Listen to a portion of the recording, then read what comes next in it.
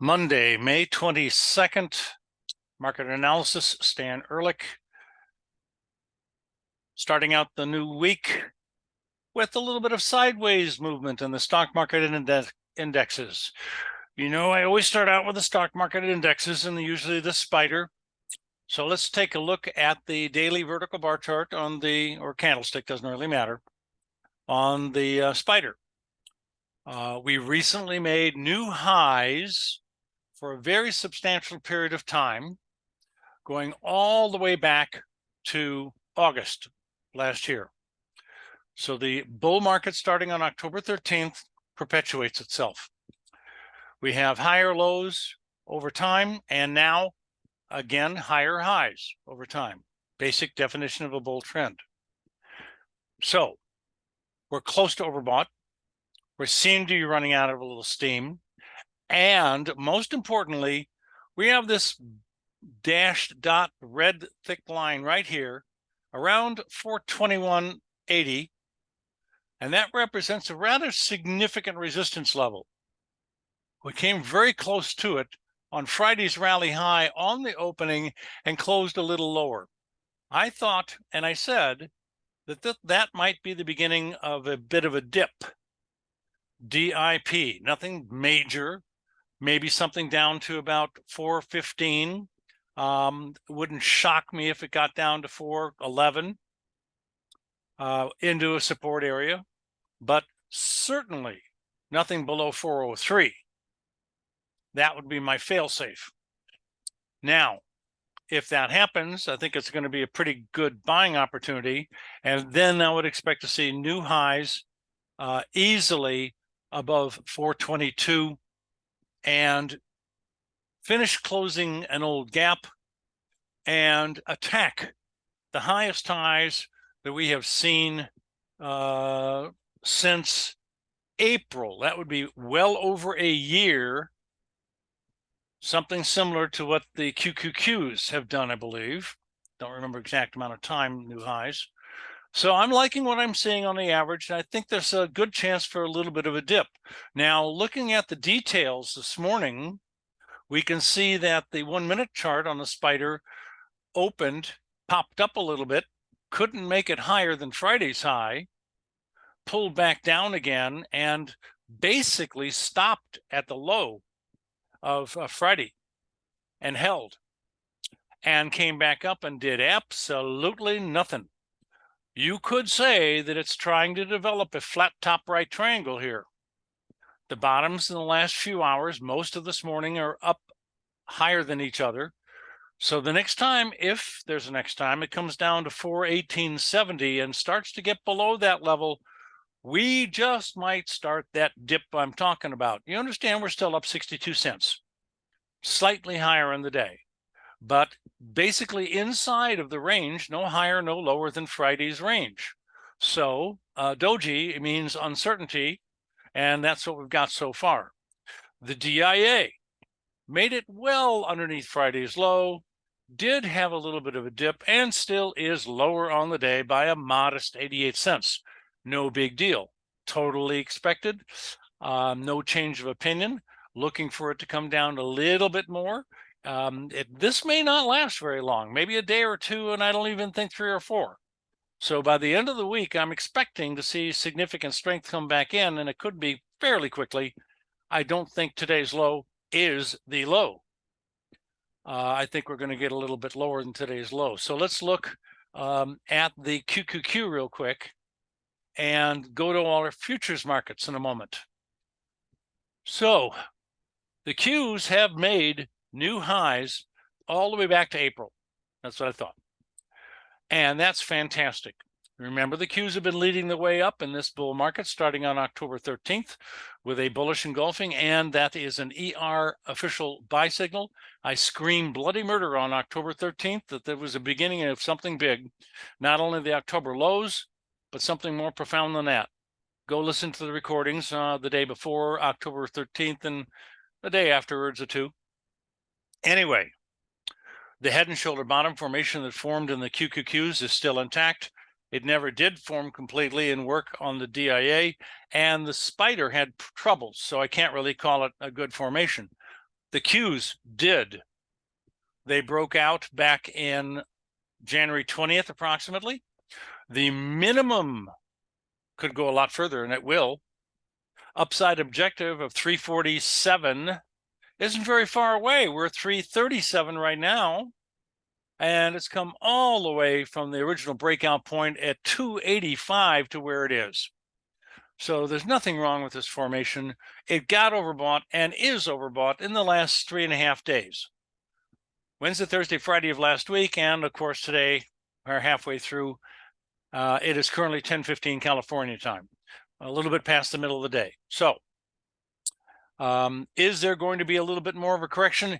Here is a possible problem. I don't think we're going to end up with the problem that I have to mention, because I see it coming if we have a break before the close and it gets below yesterday's low. If we get below yesterday's low, then we have a bearish engulfing in an overbought condition and an official ER sell signal, but we can't do that at this point in the DIA or the S&P. They're not overbought and they don't have a high higher than Friday. Hey, but the QQQ does. So I might get a red sell signal on the Qs. Now, look, it went up the fastest, the best, the quickest, held on the reactions, et cetera, et cetera, et cetera. So it deserves a little bit more of a downside correction than we might get out of the S&P and the DIA on the way down. So I'm not going to be surprised if we come maybe all the way down to 320 on the Qs, 18 points lower. But that's a stretch, in my opinion. I think it won't be quite that low, but there's a chance of that. All right. So that's the answer, or the forecast for the, indexes. And I basically like what I see. I remain very bullish, intermediate to long term, but I try to pinpoint to the day, of course, what's going to happen for today and tomorrow. And look what just happened here. Look at this. We had a downside breakout. We have the correction I've been talking about for the last minute or two starting maybe right in front of your face here. Wow, okay. The Qs aren't even lower on the day yet. They're still up 40 cents, but maybe dropping quick. Now, you also should understand that with a break this big in 2 minutes, you do get oversold on a very short-term 1-minute RSI, and we did. So I'm not going to be surprised if there isn't a bounce here for maybe a few minutes, and then watch out. Let's go look at the futures market and then come back and see what's happened. You might want to use a benchmark of a little bit lower, 10 to 20 lower on the S&P right now. So if it keeps going down more, we'll know it by looking in the upper left-hand corner at these numbers, down 14, 15 ticks at the moment at 418.50-ish. That's your current quote. Now, E-mini is also a futures contract as well as a stock index, so I have no change of opinion here. Next is bonds. We're oversold now. First time in quite a while. We have a gap to close at higher levels. From the lows of last week to the high of last Friday, there is obviously a gap here between 128.20 and down to 128.07. So it's not huge, but that's a gap. And again, gaps are like a black hole in space. They tend to suck the price action back into the gap area. And that's happened many, many times in my YouTubes. So I fully expect it to happen again. But this time back up again to close the gap. I don't think it's going to stop. I think it's going to keep on going higher into this resistance area, which is fairly substantial, from 129 all the way up to about 34. But getting above our red barrier here, which has stopped this market 1, 2, 3, 4, 5 times basically or more since December, is going to be a huge bullish breakout long term. Right now, you might have a great opportunity to be getting on board a new long. The bull trend line is fairly close. Some people like to put stops on one side or the other of trend lines. We are oversold. We do have a gap to close a little bit higher. That combination, pretty interesting. So I would not be surprised. I can't say it's about to bounce, but because of the oversold condition and the other things I just commented about, and we're not far from some very good support. Yeah, that's not a bad idea. Everything I just said stands for the 10-year notes as well. Almost everything I just said. So I like the combination, which they should be relatively similar, and they are. Next, crude. Sideways recently, right around a support area. Not going to say anything at the moment, except long-term trend is down. Yeah, I see a possible double bottom, but it's got a long ways to go in order to call it that. No comment, neutral to bearish. Next, heating oil, just basically neutral to bearish also. We're at a little bit of support. Market's already broken the first one where we're at right now, and the yellow line below that is a huge downside, major long-term bearish breakout when we get below that yellow line, which I think we're going to be doing in the next few weeks. Next chart is natural gas. So got overbought Thursday and Friday. No surprise, we're down substantially today. The trend is down substantially. And if you didn't see it before, here it is now. Had a great head and shoulder top back in July of last year, starting for the first shoulder, July 26. We had a bearish engulfing, and this, I love it, right on top of the market. That's what this strategy is built for. Bearish engulfing on August 23 at the top of the natural gas market, and it was, after the fact, the head of the head and shoulder top. Then we have the last shoulder. We break the neckline, down we go. But I use the word minimum almost always when I'm talking about objectives with price patterns. They're supposed to, if they work correctly, go a certain amount up or down, and that is a minimum amount. Frequently, these patterns start a bigger trend. Obviously, retrospect, this is what's happened with natural gas. But it's losing its momentum down. It's getting very, very soft, flat, neutral. And we did have a really great buy signal that caught almost the low of the day the next day. And we had a really good rally until Friday, and we were overbought. So it's not surprising that we've dropped off sharply today. I still have intermediate to long-term, no problem with this. My strategy sure as heck wouldn't still be long. So that was a great trade. I like what I see. I'm looking for it to turn back up again, maybe a little bit lower, and make new highs. Next chart. Gold, silver, and platinum. This is gold. Have been having problems for weeks. I've talked about it again and again and again. We still have this problem. Gold is now back up against a little resistance. We did get oversold Thursday and Friday of last week, so the little rally today is no surprise. Not even above the high of Friday or even Thursday. So it could rally a little bit more, but it seems to stop at the moment right exactly where I thought it might, but it's close to the lows we've seen, and there's a possibility it could go up a little bit more, not too much. I still think this is in the process of building a top of some sort, and I am slightly bearish short term. Next. Wow. Silver has a double top.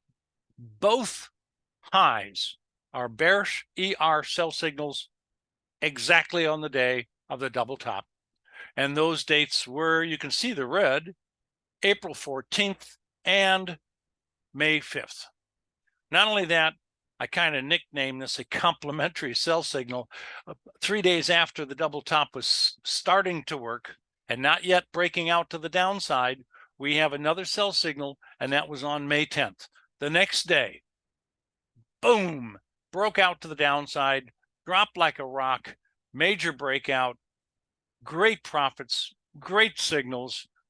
This is going to go down in the books. If it's a 1 to 10 scale, this is a 9.5. It's a great one.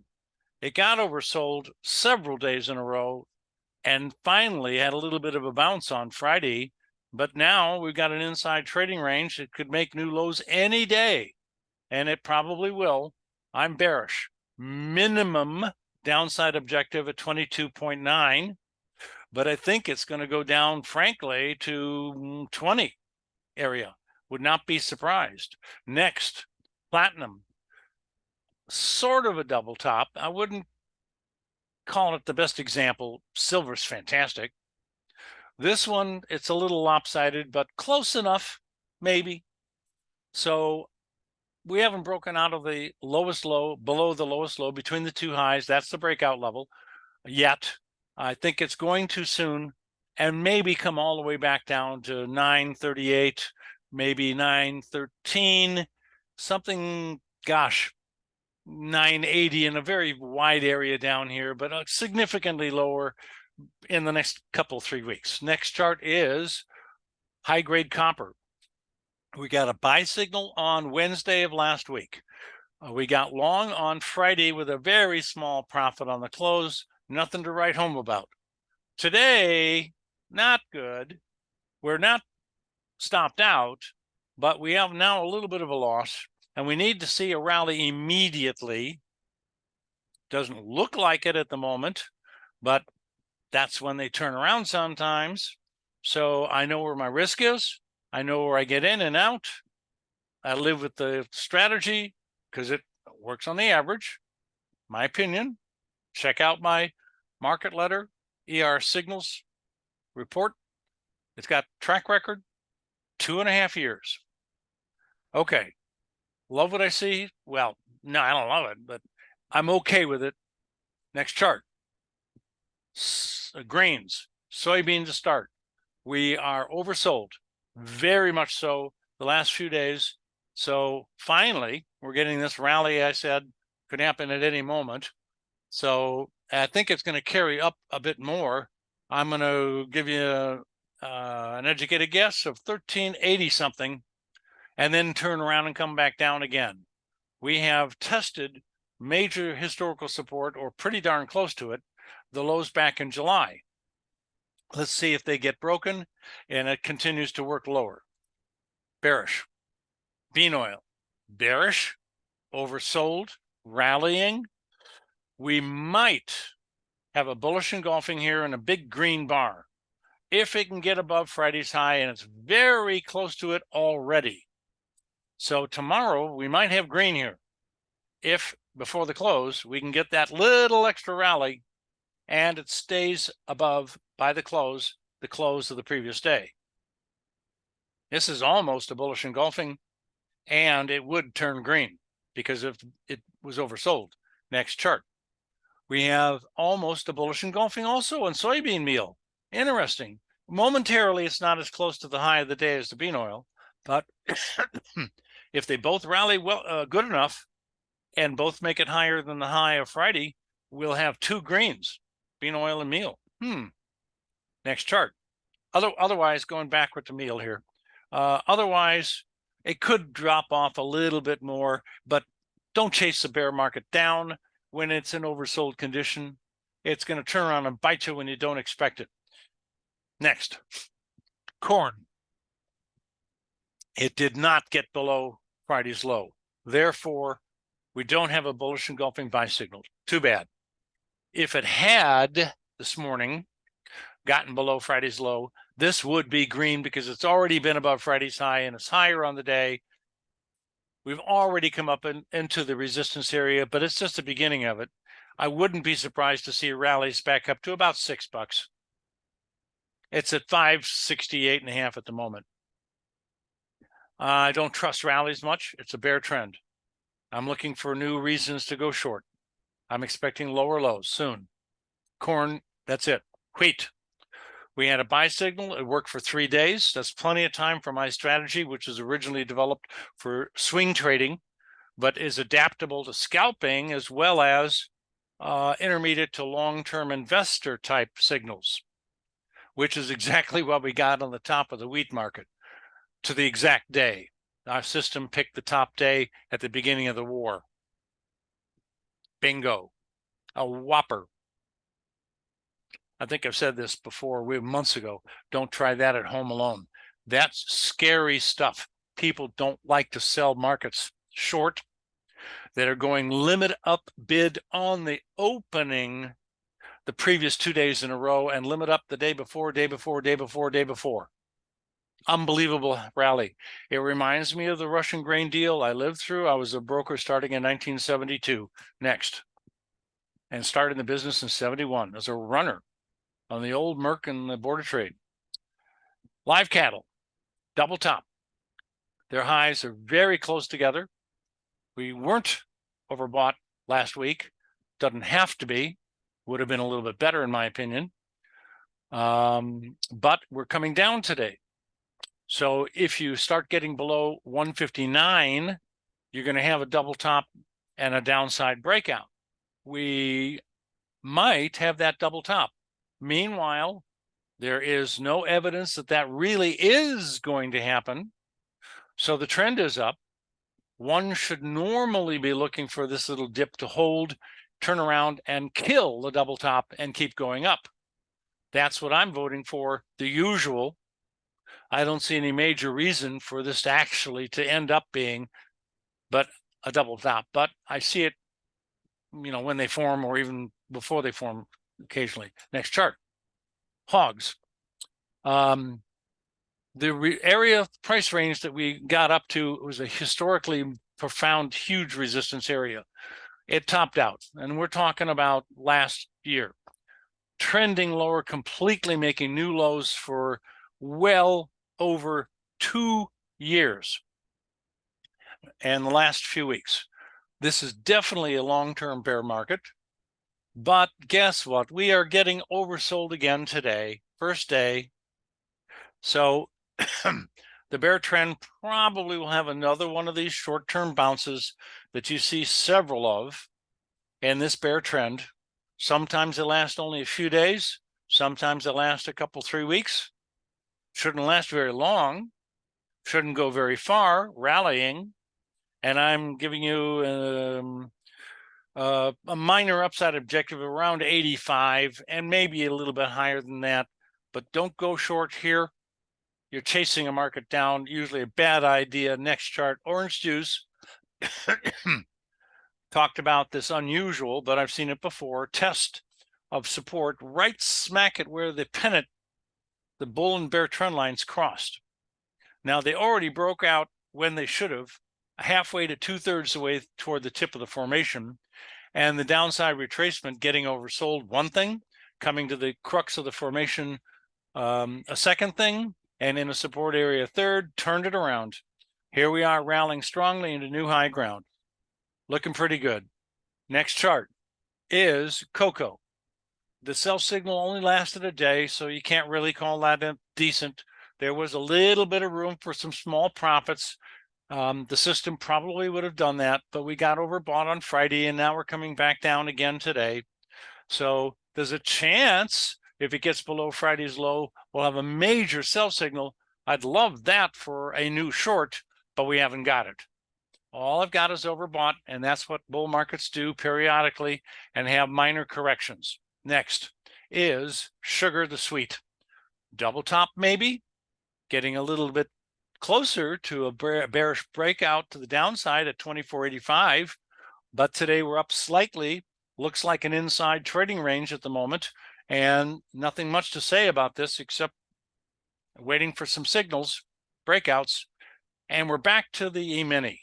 Let's take a quick look at what happened on the indexes when we were talking about futures, and that sharp break has completely gone bye-bye, and we're right back up to the levels almost exactly when it started. So no key reversal for the Qs. I'm keeping an eye out for that for the balance of the day. DIA is still lower and right smack at Friday's lows. And the spider's caught in the middle, up slightly, 64 pennies, not even a full point. I'm looking for that dip to happen. Let's see. Talk to you later. Have a great day.